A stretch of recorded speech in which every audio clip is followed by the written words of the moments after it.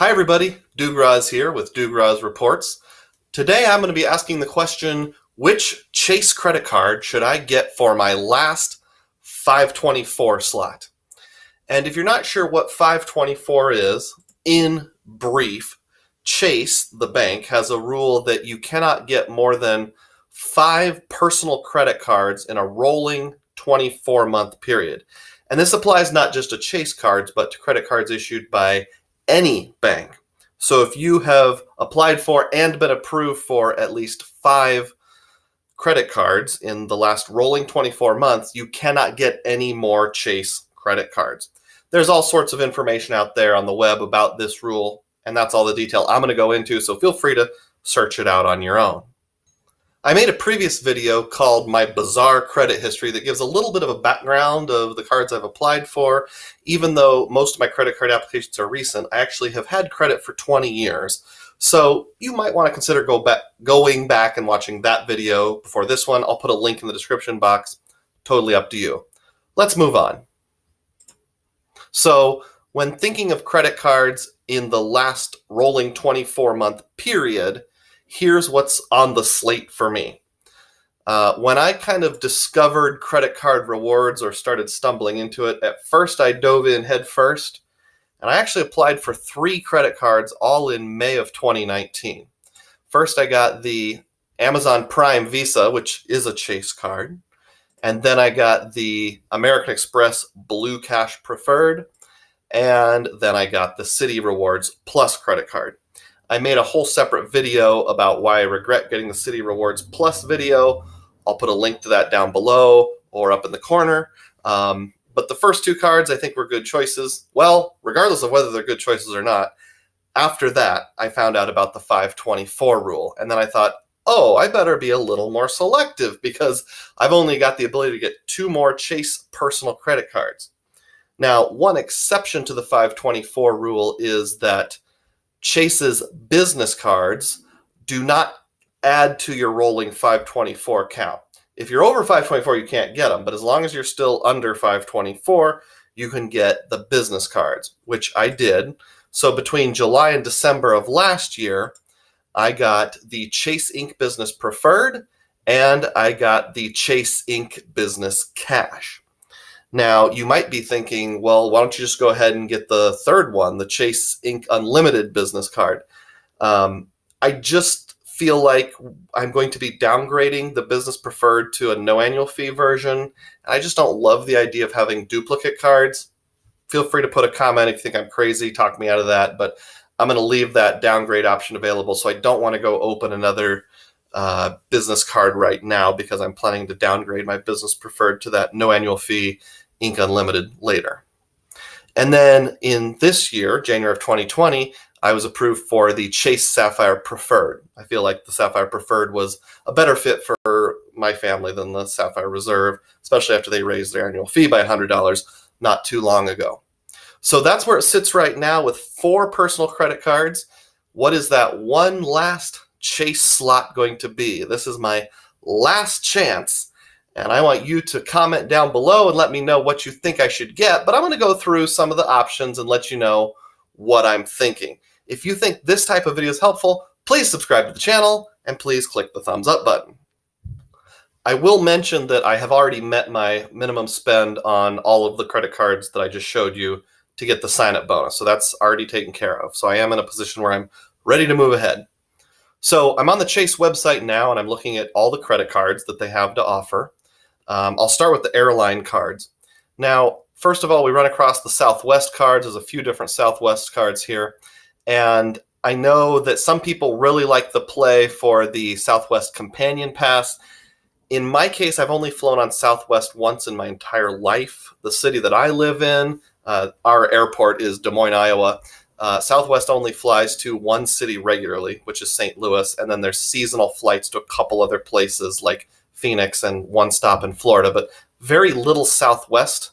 So I would have to specifically connect to another city to really find the flight that I wanted. So for me, Southwest just doesn't offer a lot of value. Also, I'm not a frequent traveler. I have a family. I have a full-time job. That full-time job's not super flexible. So I'm only flying with family at most twice a year, on my own maybe once or twice per year. So really, generally, probably 2 to 5 times a year, I'm flying on an airplane. So the airline that I would be interested in is American, because that's the flight that flies to Arizona, where my in-laws live, and also connects to the most other cities. But American isn't part of Chase, so we can scratch that off the list. Next, we're looking at the United cards. There's the United Explorer card, the United Travel Bank card, the United Club card, and some of those, like the United Club card, have pretty big sign-up bonuses, so those might be worth it just for the sign-up bonus alone. But again, United only flies to a couple cities from where I live. I'm not flying that often. I don't know that I've ever flown on United. It's just not that compelling of a use case to me. And then there's other airlines like British Airways, which that has some appeal because you can use British to book American flights, but I don't know if I want to lock myself into that. And then Iberia and Aer Lingus offer no interest to me whatsoever. So let's skip over to hotel credit cards. First, we have the Marriott Bonvoy Boundless card and the Bonvoy Bold. I'm not really a super big fan of Marriott, nothing against it, but I hear all the stories about people getting Bonvoyed and those kind of things, and it just doesn't seem to offer a lot of value to me. The World of Hyatt credit card does have some interest to me, but the problem I have with Hyatt is the Hyatts aren't located in the places that I want to go. A trip I just took with my family recently, there was one Hyatt in town, but it didn't have a hot tub, it didn't have an indoor swimming pool, and then my hometown does not have a Hyatt. Some of the other towns I have been to, like Galesburg, Illinois, and some others don't have Hyatts. They're generally only in the big, more touristy cities. So I can still take advantage of Hyatt through Ultimate Reward points when it happens to work out, but I just don't know that I'd use it enough to justify the World of Hyatt card. Of course, Disney, no, really no interest in that whatsoever.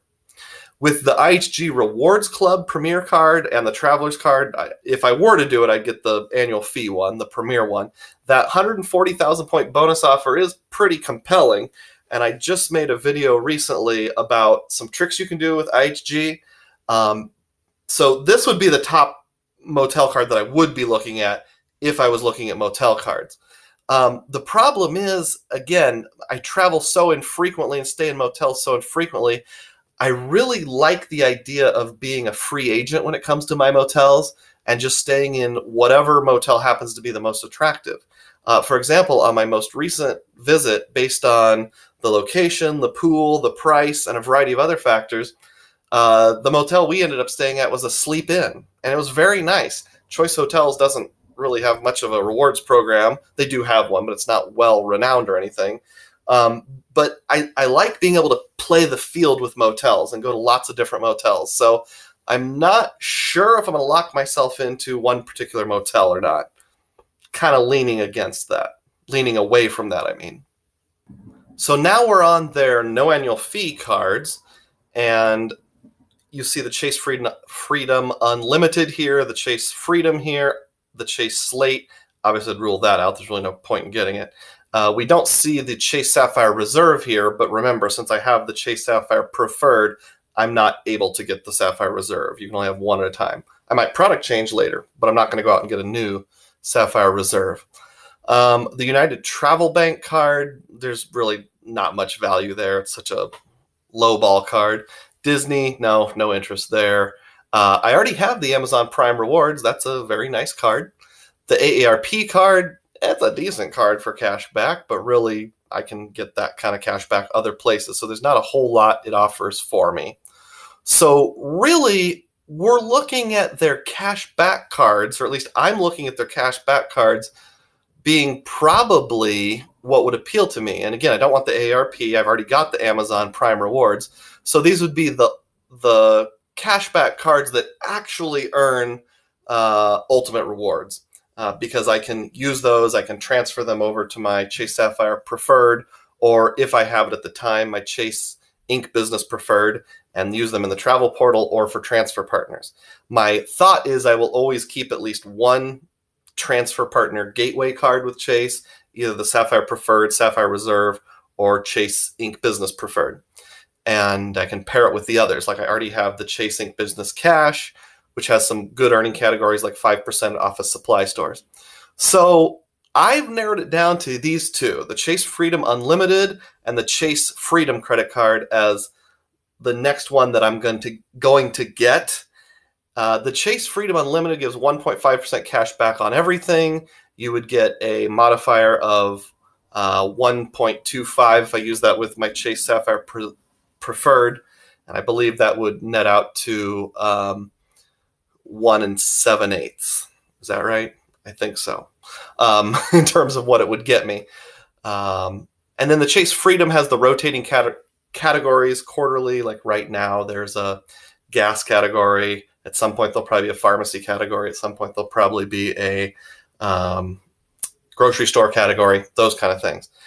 And the other compelling thing is that my wife already has a Chase Freedom, so she could refer me, get an extra $100, which would translate to 10,000 ultimate reward points. So really, in effect, if I got the Chase Freedom, my sign-up bonus would be $300 or 30,000 ultimate reward points effectively, as long as I can meet the minimum spend of $500, which I can do that very easily. It's the time of year for us. We have some medical expenses, some pharmacy expenses in my family. I could go to the pharmacy, make one purchase, and hit that $500 minimum spend. So I'm leaning towards my last Chase 524 card being a Chase Freedom. That's my leaning. That's what I'm tentatively planning on doing. It'd be really easy to meet the minimum spend, 30,000 ultimate reward points, and then being able to take advantage of those 5% rotating categories that are quarterly here and there as I'm able to. So let me know what you think. Put a comment in the comment section down below. Do you think this is a good way to fill up that last Chase 524 slot? Am I kind of on the border, a little loony, or am I totally off the edge of the cliff with my thinking here? Please subscribe to this channel, and once the decision is official and rubber stamped, I will come back and let you know what happened. Thanks, everyone.